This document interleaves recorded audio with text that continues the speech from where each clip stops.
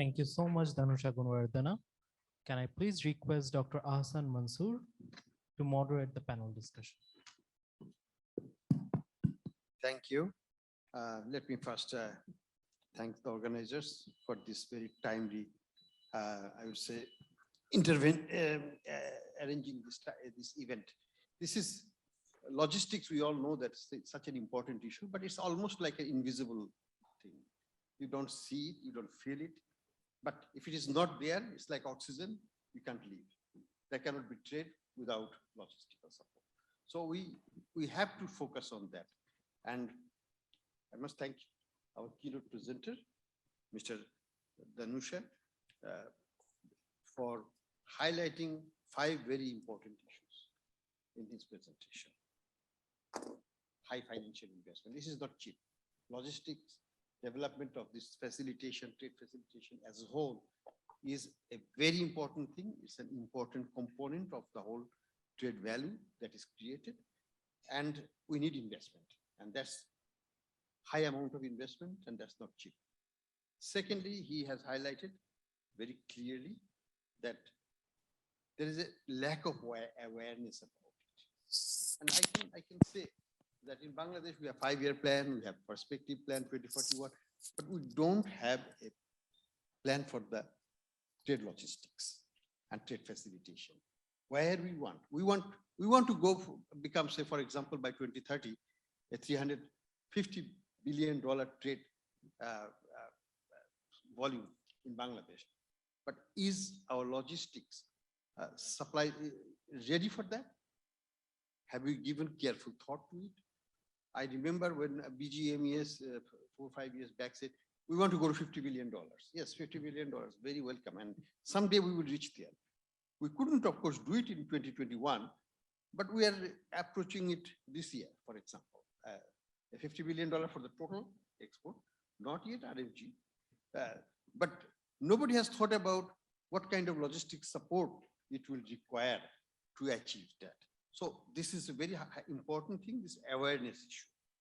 And this lack of awareness comes from the lack of understanding or clarity about economic values. And that comes out from this presentation as well. And of course, the digital culture that we lack and lack of expertise in resources, that is prevalent in almost every field in our country. And we have to work on that as a whole. So these are very important things, but we need a long-term plan for development of this sector. Without that, we will not be able to achieve the quantitative targets that we have been setting in terms of becoming $1 trillion economy, in terms of setting a $500 billion or 350, 400 billion dollars of trade volume, trade payments by 2030, 31. So these are ambitious objectives, but not backed by the infrastructure support that will be needed. I don't want to say anything more, but I would like to invite our next guest. We have a distinguished panel here. They have expertise in their respective fields, and they know what they're talking about. And I will invite our guests in the order it's being mentioned in the program. And it's the right order, because at the end, I would like to leave our regulators and our policymakers to respond to some of those issues as well. So let me first request Mr. Samuelsson, Senior Vice President, Global Logistics, H&M. We all know that H&M is the single largest buyer of RMG products from Bangladesh. More than 3 billion plus is imported by them every year. And given this, Mr. Samuelsson's vast experience in dealing with Bangladesh and many other countries, we would certainly benefit from his thoughts and his sharing his observations about Bangladesh relative to other countries. And I hope he will focus on that dimension and enrich the discussion in the process. Mr. Samuelsson. Thank you very much. I hope you all can hear me. I'm sad that I couldn't be in Bangladesh. Thank you for having me. And also, maybe I should introduce myself that I actually lived in Bangladesh 2001 to 2004 with my family when we set up the H&M office and took it from when I was there. When I came, we were 7 people in the office, and when I left, we were more than 100. And I don't know how many thousands we are today. So we have really, really made a tremendous journey. And Bangladesh has always a special place in my heart, and I really love your country.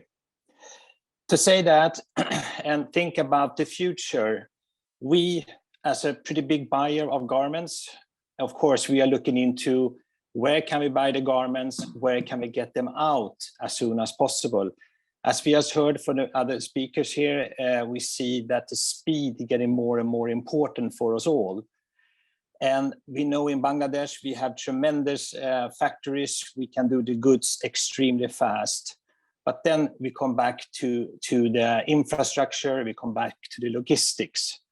First, I still have to say that we, as a big buyer, we always get the goods out from Bangladesh. I think the port authorities and our service providers are doing an extremely good job. We get the goods out. But we also see tremendous problems that we have. As you say, Bangladesh, we grow a lot. That's the aim you have, which is great. But you still have a very small port. You still have just feeder vessels coming in. So what we have to do all the time is to make transshipments out to other countries. And that you are managed excellent. But if we now see problems in Colombia, Sri Lanka, we maybe see problems in other transshipments ports, that will of course hammer Bangladesh, because if we miss the mother vessel, we know our goods will be at least 1 to 2 weeks late. And for us, our goods are fresh milk. It has to be in the store when we have said. So I will aim Bangladesh really to look into transshipments, maybe open up more transshipments hub for your neighbor countries, that we have more opportunities to choose. So we have more things, other ports that we can use if something goes wrong, or when the volume are really, really picking up. We also look into borderless customs. Can we do something to use your neighbor countries also with a much easier way for us to transship the goods or take the goods up to other parts, to other countries? Then we have the infrastructure in the country. When I lived at 2001, of course, you guys have done a tremendous job. A lot of things have happened, but still, and it's great that you're making a bigger port down in Chittagong, but how does it look outside? How is the infrastructure coming along outside the port? How can we get the goods down there to the port and to our CFSs? Are there enough space to consolidate the goods, etc., etc.? If we then also look at the sustainability, why can't we use rail down from Dhaka area down to Chittagong? Can we look into that to maybe have a consolidation up already in Dhaka, and then we can have the rail going straight into the airport, to the port, seaport, and that will of course helps us a lot time-wise and paper-wise, etc., to have a seamless transportation all the way down. If we then look at the airports, I think it's a little bit strange that we still are talking about scanners, safety scanners, that we still are talking about this issue that for me is just an investment. If you put the questions to me, how is other countries doing? Whatever country I go to all over the world, I mean, I'm global responsibility for all the inbound transportation, all the goods for H&M group. So of course I'm traveling around a lot to other countries. And when I look at the airports in other countries, it's a total different way of handling everything. And we never talk about scanning, safety scanning scanners. And I cannot understand why this is still a problem in Bangladesh, and the way you are treating our goods. I mean, I've been in the airport, I have terrible pictures, how our boxes are thrown away, all people sitting on them, etc., etc. And here, I know you guys are doing something here, but why does it take so long time? I think I will stop there for other comments. Thank you. Thank you, Mr. Samuelsson. You brought out some of the very hardcore issues and tough issues, of course. And we all experience it in our day-to-day business and personal travel as well. I know that we would like to hear from the domestic private sector perspective now.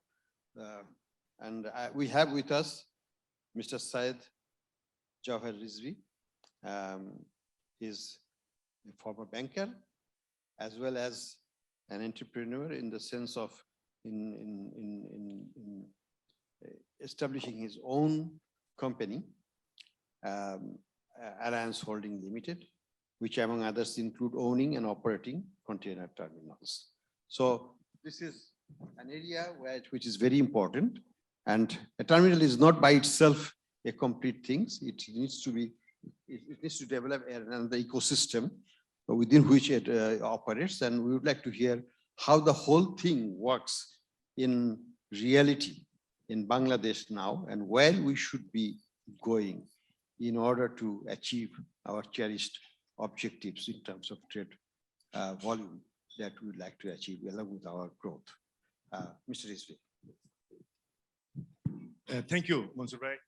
First of all, Tarin, thank you so much, for organizing such a wonderful and a timely, seminar. Probably I'll be saying something which may disappoint you, which may not scare you, but I will just take from what Mr. Samuelsson just said, and sir, what you said about awareness. And Mr. Samuelsson, I don't know if you heard him, he did mention about the CFS, which is Container Freight Station, and inland ICD is known as Inland Container Depot. And what it is basically, all the exports, particularly at this juncture in Bangladesh, goes through these 19 ICD and CFS we have in Bangladesh. So Mansur, that word you used, and which Danusha pointed it out, I'll try to be very precise, awareness. Just to tell you, unfortunately, how less we are unaware. Just to give you an example, or not example, the fact. There are 19 container freight stations, or ICD we call it, from which more than 95% of the entire country's export takes place. And you'll be amazed to know the last container freight station, or ICD, in last 10 years there's only one addition to it. So just imagine the capacity, how, the capacity has increased only, if I was 19, so it has increased by only 5%. Whereas in 10 years, our governments have literally gone fivefold, alhamdulillah, which I say, and we survived because of governments, and we are heading towards 50 billion. But do we have the awareness? And believe me, I wish there were my friends, I'm also a member of BGMEA. My friends from BGMEA were here, and I've been trying to tell them, do you realize that you are talking about $50 billion export? From where will you export it? Mr. Samuelsson very correctly said, yes, we can talk about ports. Alhamdulillah, Chittagong port, we are having to have a, Patenga terminal extension. We'll have, hopefully in another 4 or 5 years, we'll have a Bay terminal, which will all enhance the port capacity. What about the backup facility, which comes in the form of ICD and CFS? And ICD and CFS, most of course, my friends and well-wishers are here, my clients are here. The Mars is here, CMS, CGM is here, and all they're my clients. Believe you me, sir, today, going back to it, last 10 years, only one CFS was established, and that also thanks to the goodness of the Spanish. They had a jute mill which was doing nothing. So I went to them and said, look, this is a crime to have such a beautiful piece of land in Bangladesh, in Chittagong, and not doing anything. So they said, Mr. Rizvi, what we should do is, I said, let us immediately convert it into a ICD and CFS, which we did. But don't tell me the music I'm facing in every board meeting, because there is hardly any money to be made. And this is where the investment and awareness comes, BGME is a wonderful organization. They're doing wonders to the Bangladesh, but they believe only Dulal Brothers is sitting in front of me. He's looking at me and smiling, one of the largest exporter. They believe in only getting things done by paying nothing. And if you pay nothing, obviously there won't be any development. There won't be any growth in the sector. One off-dock repeating, one CFS in last 10 years. So it is high time that such forums, makes BGME also aware that, look, if you want to grow, if the economy wants to grow, you have to ensure the infrastructure also grow. I'm sure, H&M, Samuelsson spoke, and I met a lady who is representing H&M here. And I'm not scaring you, ma'am, but I'm just trying to tell you the challenges that we are going to have. Unless and until we make massive investment in infrastructure outside Chittagong port in the form of ICD and CFS, we'll have problem. You can go to 50 billion, 60 billion. I'm glad you're buying 3 billion. I'm sure you will make it to 6 billion one day. H&M will do it, sir. But Mansur bhai, where will you process it? How will you handle it? This is a challenge, and that's why I'm very grateful to Nordic Chamber of Commerce, and along with, of course, to the Swedish Embassy and Danish Embassy and Norwegian Embassy for, co-sponsoring it. Awareness has to be raised that, we have to develop the logistics, and the infrastructure. Thank you, Mansur bhai. Thank you. We should also focus on not only the physical, manufactured goods, but also the perishable goods. And that's one area we have huge prospects, but we will not develop because we simply don't have the logistics to support it. And that's an area that we will also need to look at. And you're absolutely correct. Investment is not free. Investment needs to be nurtured and you have to pay for it. There is nothing called free lunch. And investment is one of those things which will only come when there is money to be made. And we always, sometimes in our vocab, money to be made is considered as a sin. It's not. Money to be made is a genuine part of doing business.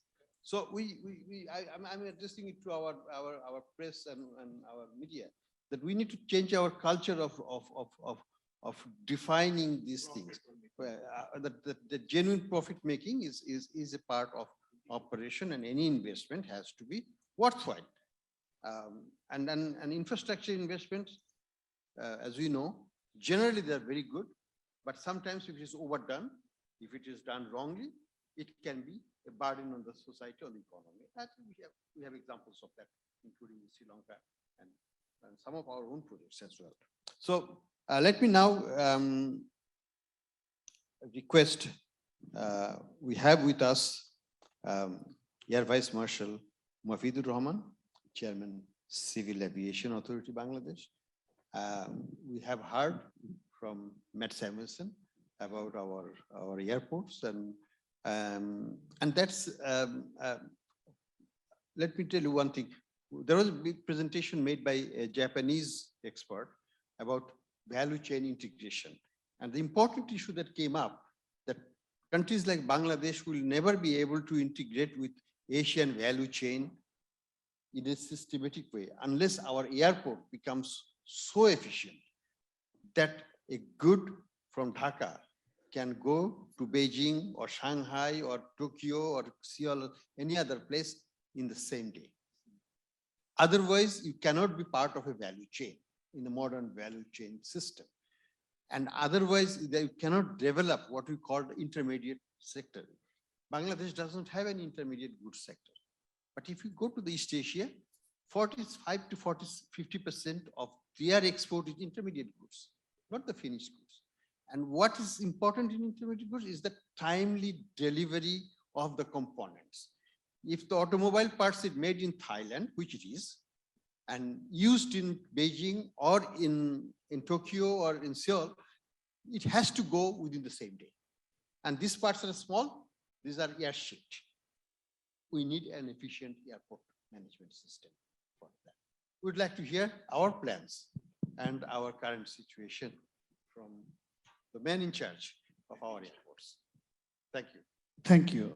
Thank you, moderator. And first of all, thanks to Nordic Chamber of Commerce Industry in Bangladesh for arranging this wonderful session and also inviting me to get all the bullets on my shoulder, on my head.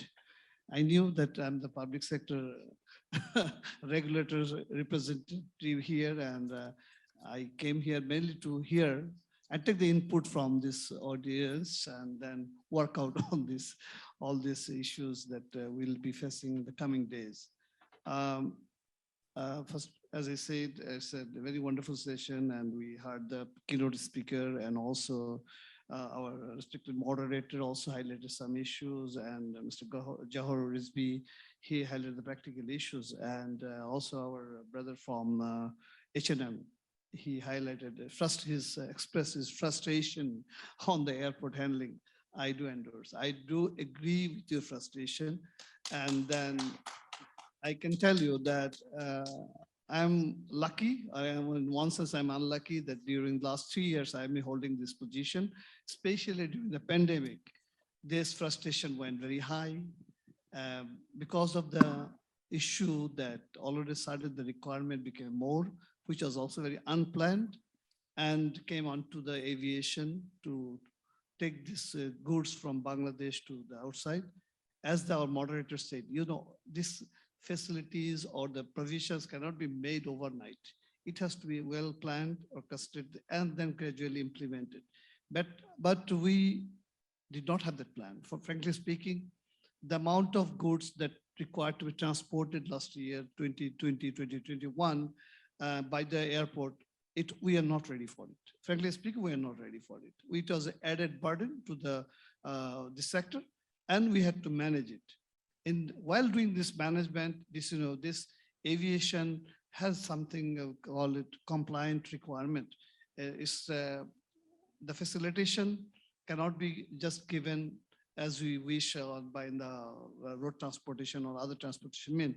In the aviation sector, for the safety and security, there are some compliant issues, especially for the transporting goods to the Europe. There are special security arrangements that we had to undergo. That facilities were not totally ready at that time. But today I thought of highlighting you some of our achievements or some of our projects that we took by the government, so that this frustrated audience have some light, see some light behind the tunnel, and then can have a better planning for future logistics through the year.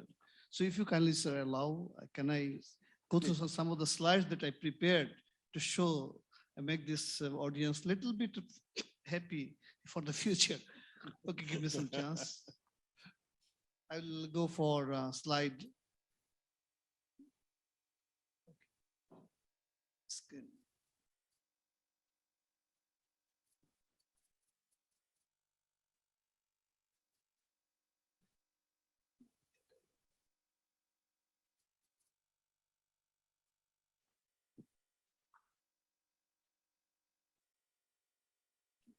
Okay. I'm there. In fact, I would like to talk on the growth of civil aviation. As I said that we had been doing it, trying to augment our capability gradually. So there are some, I do agree that once we look at Singapore and Dubai, it is a symbol of transportation, logistic, and through the logistic, especially through the aviation, these two countries, these two cities have become the role model, especially in our region. So I have chosen those 2 points here. And as I said, you know, the aviation, airlines globally, it is only 52 million metric tons good we transfer. But the volume is only 1%, but the value, it is more than 35% the value that we carry in the air transportation. And it creates a lot of job also. And I must say that our father of the nation was very much visionary. He envisaged that one day aviation will be a global hub. And that's why he established our this civil aviation authority. And we had a big history. I will just skip those.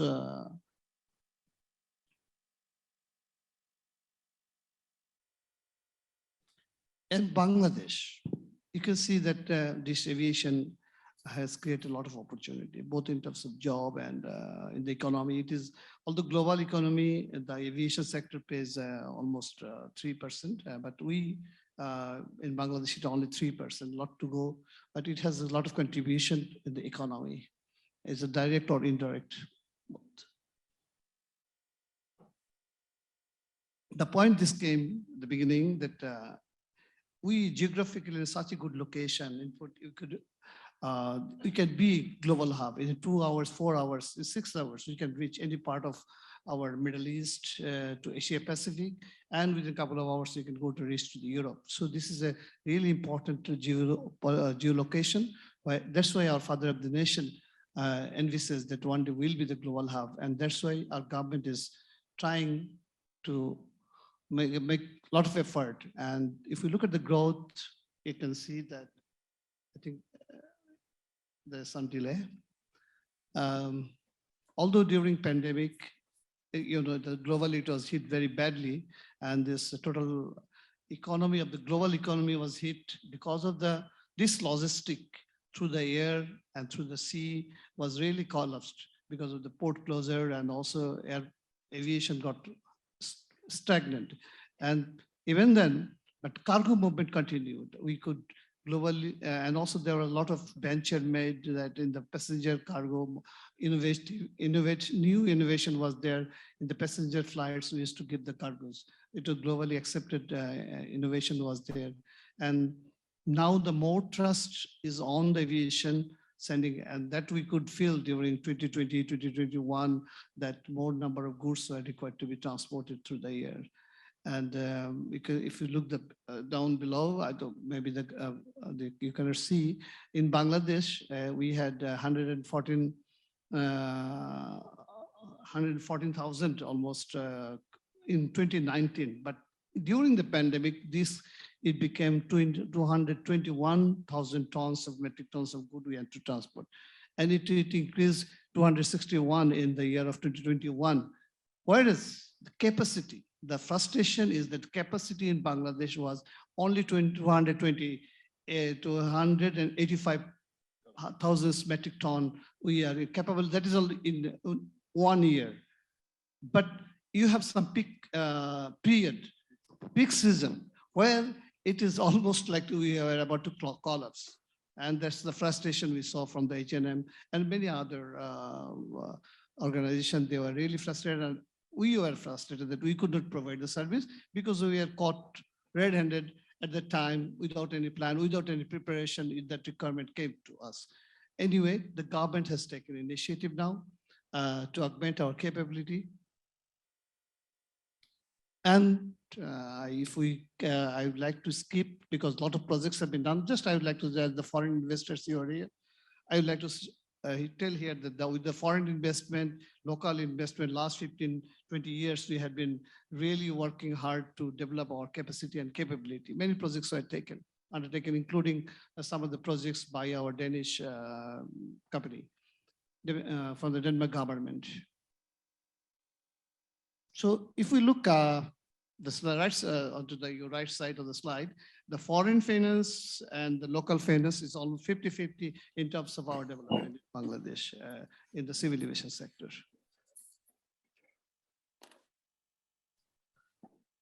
So to just give you some glimpse of the ongoing projects, what the government has taken, expansion and building also new cargoes system, also automation and many other projects, including new terminal, new airport that we are constructing. And also we are getting some support from our foreign friends to invest here, where you can see the new Shahjalan International Airport Terminal 3 has been under construction for the phase 1. It's going to immensely increase our capacity. I would like to tell you that with this, our cargo facilities is going to increase 3 times more. Now total capacity is almost 300,000 metric ton per year. This will increase up to 900,000 metric ton per year. So it will be huge capacity, and also in terms of passenger, it will be now we have 8 million passengers that will augment to 20 million passengers per year. So it is huge, and thanks to our investors from the foreign countries supporting our development. And you can see it is still we are relying on our foreign investors, almost 50% in our development.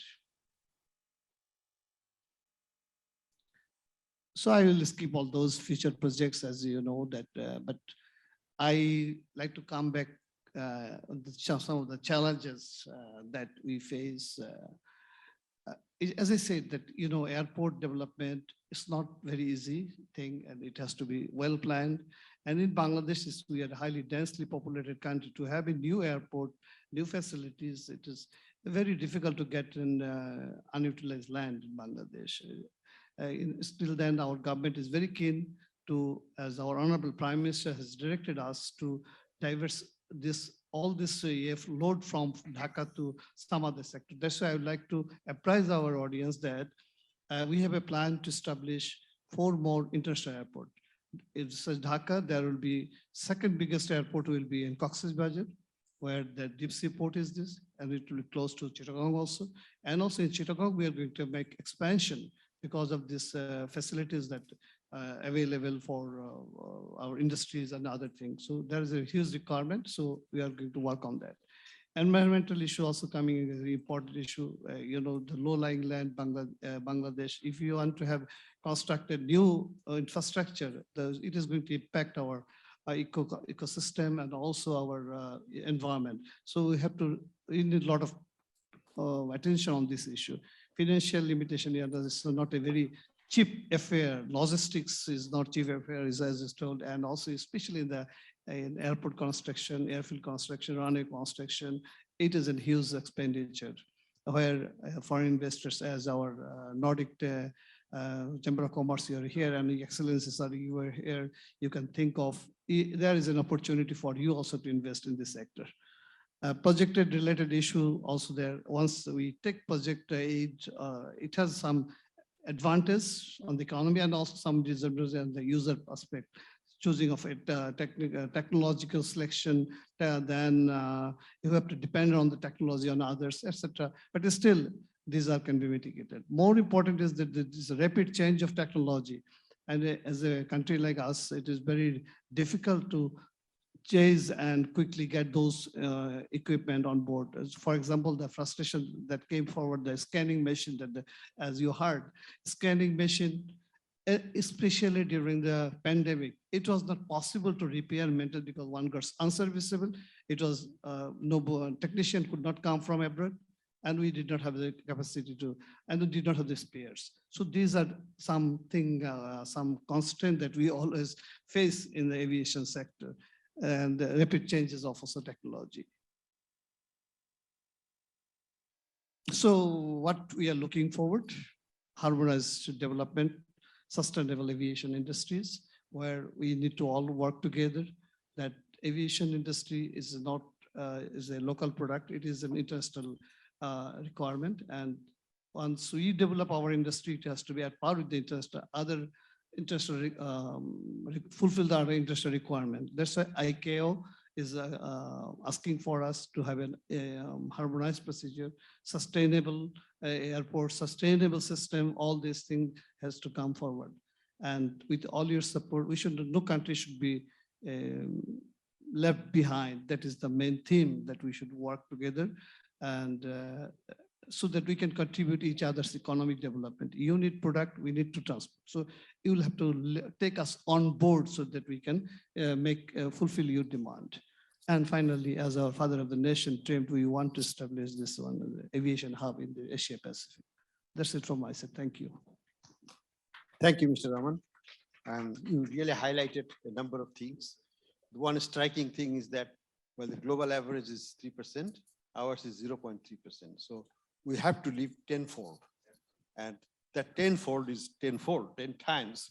That's a big jump that we did. And we all know that the face of a nation, image of a nation is reflected through the airport. Upon first arrival is the first impression, and that's the lasting impression. And if you have a bad experience, that's also a lasting bad experience, impression that we have. So we need to work on that front, certainly.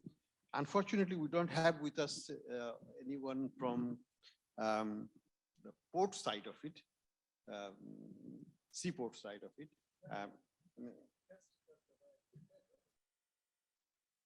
Have you arrived? Please join us.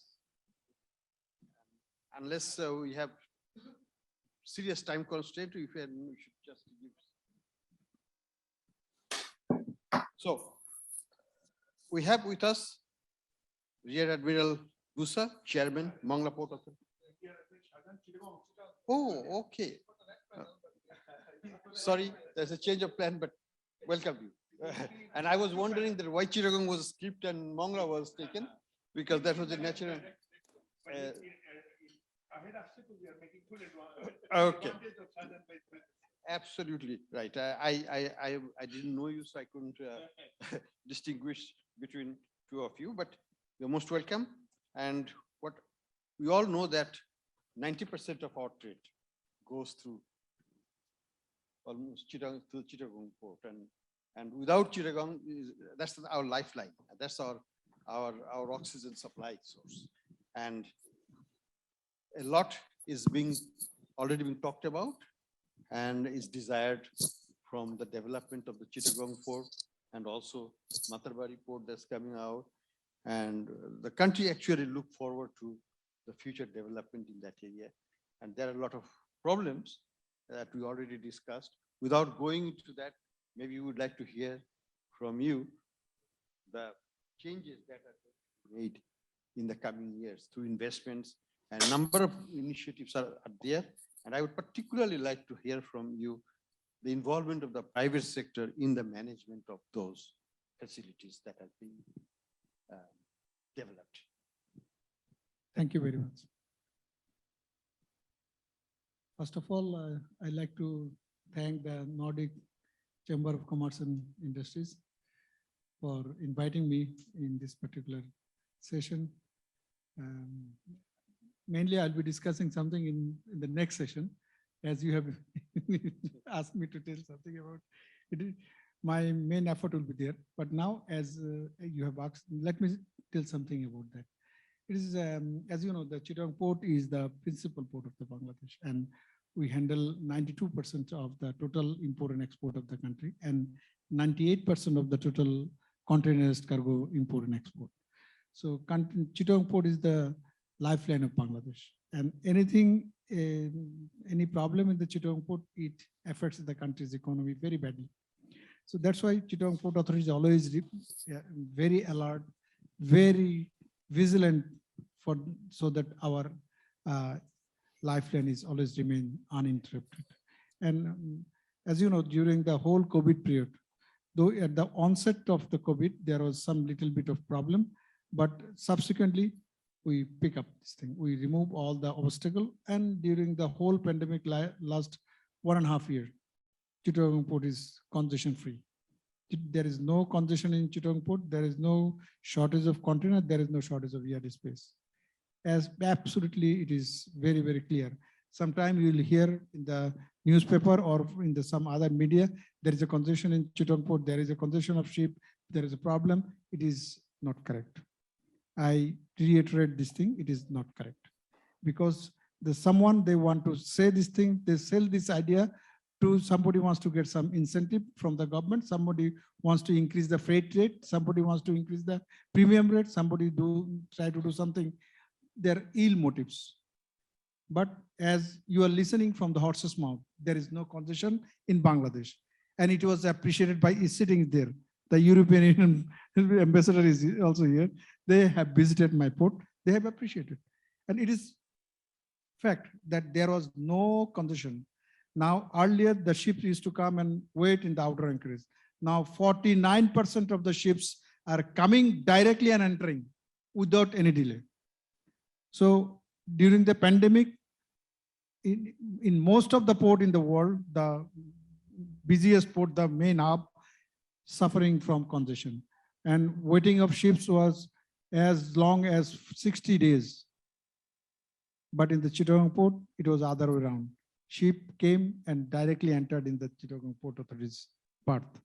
So the situation was different. We tried to convert our liabilities, our challenges into our possibilities. So that we did it. That was the strength of the Chittagong Port. Chittagong Port Authority has got a very strong workout professional officers. And we got support from our all stakeholders. One is the Marks Line here. You see, they had been working with us. And all that shipping company, I give credit to those because they had been following our prescription. When on the onset, people tried to say that, no, this is the prescription you are giving. It is not going to work out. But we asked them, please follow the prescription. Use it, then you get it. And have some confidence and patience. You look it, you will get it. And finally, it worked out. And there was no congestion. And our cargo was totally uninterrupted. And interestingly, in most of the port, there was a congestion surcharge by the MLOs or the feeder vessel operator. But in Chittagong Port, there was no congestion surcharge. He is sitting there. You see, the users also here. So they are very much helpful and they cooperated with Chittagong Port Authority. And Chittagong Port Authority has did something special. What is that? That we had started direct shipping with our European partners, our Middle East partners, our Southeastern partners. So with the China, you see, we have started direct service. We have started giving direct service. So once we have seen that these hubs are congested. So what we did, we went for alternatives. What is the alternative? To start direct service. So now ship is going to Liverpool, UK. Ship is going to Barcelona. Ship is going to Italy. Ship is going to Portugal. Ship is going from the Rotterdam also. And in the next month, ship is going to Port Khalifa in the Middle East also. And 15th of next month, we are going to start this service. And with the China, Qingdao, Shanghai, Hong Kong, we have started direct service. But with the inclusion of our Matarbari deep sea port, the things are awaiting before you. We are expecting by 2026, this port will be in operation. And I can promise you, it will be, in fact, in that particular time, it will be materialized and our stakeholders will be able to use it. And by 2024 or 2025, our bay terminal will be in place. Once bay terminal is in place, we'll be able to bring vessel with more than 285 meter length and with a draft of around 12 meter. And ship will be able to come with 5,000 to 6,000 TEUs of container. And the price of the freight of the container will be almost half. And once the bay terminal is there, it will be almost 1/3. So it will have a very good impact on our economy and it will be a game changer in our economy. Okay, thank you very much. Just to give you this, I'll be discussing in details in my original session. Thank you. Thank you very much. And I think we have ran out of our time. I don't know if the organizers allow us 5 minutes for Q&A. Okay, so we have to respect our audience and okay. So please feel free to ask any question, any clarification that you may have. We have here both the Airport Authority, Chittagong Port Authority. They can respond and also our presenters, keynote speaker and others. Okay. Thank you so much. Thanks all the panelists for sharing very insightful information. My question is related to process, but before I ask that question about process, my express industry again is sandwiched and not recognized much because it only represents less than 0.2%, but that is the enabler of the whole logistics circle. So I am the country manager for DHL Express Bangladesh. Now, my question is that Mats will know, and he has the visibility. I had the opportunity to work with him also. Hi, Mats. So basically, if we see that in other country for air express clearance, meaning that from the time of arrival of a ship, arrival of the aircraft, I'm talking about only aircraft to the country, and the goods released and get out of the airport, generally the standard is 2 hours. What is our standard? So now I understand that we have the capacity issue, that okay, we had been handling more than 210,000 metric ton of cargo, whereas our capacity is 185,000. But the process we place, for the reason that we have we have a control on the outcome so that it can produce the same result every time. So that is the purpose of the process, okay? Now, my concern is that by extending the capacity, are we going to be even more inefficient, which is actually important to improve which is critical for improving the process. So what is our standard? What do we want to achieve, or what do we deliver that from the arrival of the aircraft till it goes out of the aircraft? Do we have a visibility of that? Thank you for your concern.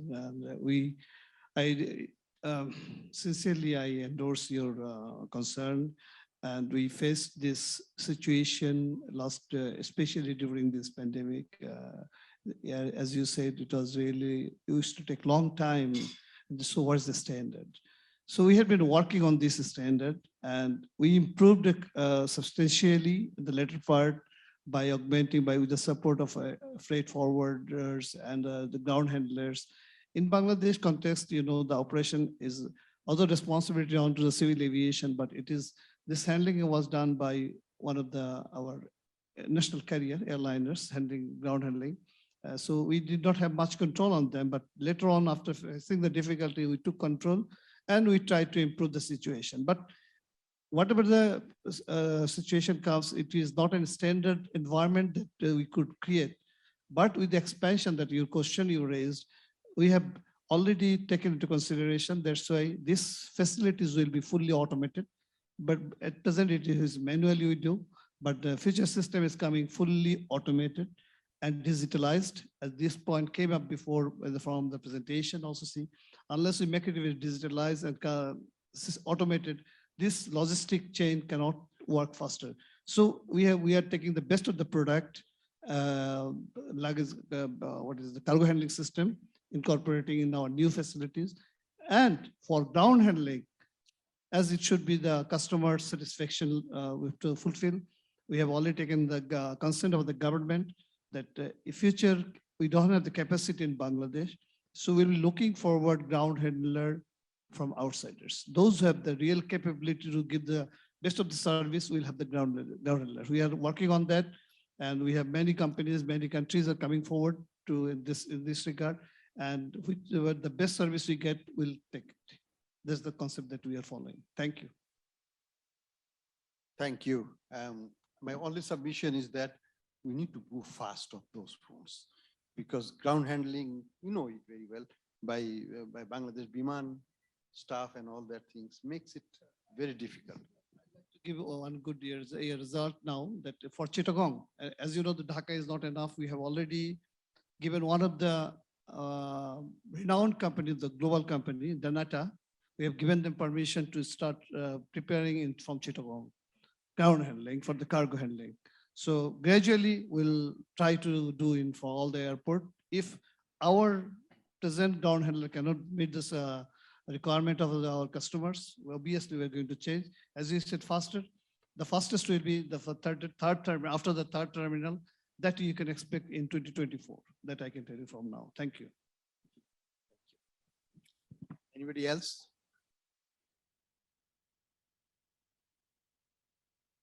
If not, let me take this opportunity to conclude this session.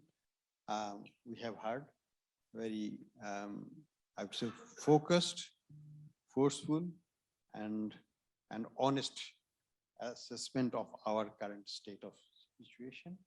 I must thank our Civil Aviation Authority Chairman for his very open and frankness about the problems, because first and foremost, what is important is acknowledging the problem. If we do not acknowledge the problem, we cannot solve it. And so that acknowledgement, along with that comes the solution. And we all look forward to the solutions. A number of things happening, both on the Chittagong port side.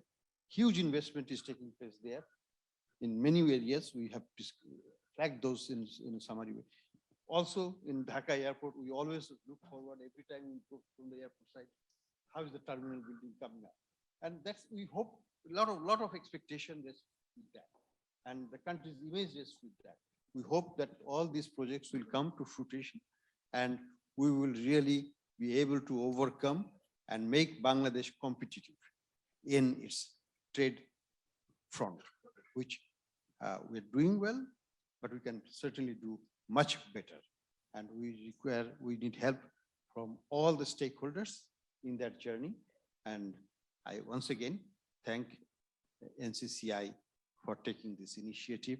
And I will urge our colleagues from the media to highlight the importance of infrastructure in logistics area, because this is an untold story and media must focus on that issue and highlight its importance so that it gets due attention in our national debate, national priority, national allocation of resources, and the country progresses. Thank you very much. Thank you. Dr. Ahsan Mansur, for expertly moderating an enthusiastic panel discussion. Our gratitude to Danusha Gunawardena for the keynote presentation. We'd also like to thank Syed Ali Jowher Rizvi and Air Vice-Marshal M. Mofidur Rahman. Special thanks to Matt Samuelsson for joining from Stockholm on a Sunday morning. And lastly, I'd also like to thank for the small intervention to Rear Admiral Mohammad Shahjahan, Chairman, Chittagong Port Authority. Can we please stay back for a group photo? And I'd like to request the Nordic ambassadors, along with the NCCI President, Taharin Aman, and NCCI Secretary General, Natalie Tranfeld, to join on the stage.